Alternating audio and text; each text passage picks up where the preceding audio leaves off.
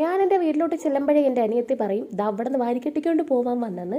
അങ്ങനെ ദാ ഇപ്രാവശ്യം വാരിക്കെട്ടാൻ പോയിട്ടുണ്ട്. പോയിട്ട് ദാ അവിടെ നിന്ന് ഇങ്ങനെ ഓരോരോ സാധനങ്ങൾ അടിച്ചു മാറ്റുകയാണ് കേസ്. പിന്നെ പുളിഞ്ചിക്ക് തോനെ ഉള്ളത് കൊണ്ട് അതിൽ വിഷയമില്ല. അവർ ഉണക്കാൻ വെച്ചിരുന്ന കുരുമുളകും കുറച്ച് താഴെക്കിടുന്ന കുരുമുളകും എല്ലാം ഞാൻ പറക്കിയിട്ടുണ്ട്. മെയിനായിട്ട് ഞാൻ പറക്കിയ ഒരു സാധനമാണ് കേസരി അല്ലല്ലോ സപ്പോട്ട. നിങ്ങളവിടെ അത് സപ്പോർട്ട് ചെയ്യുന്നതാണോ പറയുന്നതെന്ന് വെച്ചാൽ പറയട്ടോ.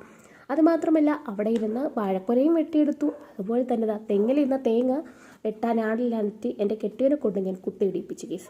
അവസാനം എന്താ 2 കരിക്കും കിട്ടി. അങ്ങനെ ഇസുവിനൊരു കരിക്ക് വേണമെന്ന് പറഞ്ഞ് കരിക്ക് കൊടുക്കാനേട്ടാ. പിന്നെ നമുക്ക് നോമ്പായതുകൊണ്ട് കുടിക്കാൻ പറ്റത്തില്ലല്ലോ. കുടിച്ച് ഇവരെ 4 ആൾ അറിയിക്കണ്ടേ. അതിനാണ് ഇവിടെ കിടന്ന് ഷോ കാണിക്കുന്നത്. അത് കഴിഞ്ഞിട്ട് മണ്ണൊക്കെ വാരിക്കൂട്ടുകാരേട്ടാ. ഇതും അടിച്ചു മാറ്റുന്നതാണ് കേസ്. പിന്നെ സ്വന്തം പറമ്പിൽ നിന്നായതുകൊണ്ട് കുഴപ്പമില്ല. അത് കഴിഞ്ഞിട്ട് നേരെ പാത്തുവിനെ വിളിക്കാൻ പോയി. അവളെയും കൊണ്ടാക്കിയിട്ട് നേരെ ഞങ്ങൾ വീട്ടിലോട്ട് പോയിട്ടാണ്. തൊണ്ടയ്ക്ക് നല്ല പണിയിട്ടിരിക്കുകയാണ് കേസ്. അതാണ് ഇങ്ങനത്തെ സൗണ്ട്. പിന്നെ ബാക്കി വിശേഷം അടുത്ത വീഡിയോ കാണാൻ. Tata bye bye, see U.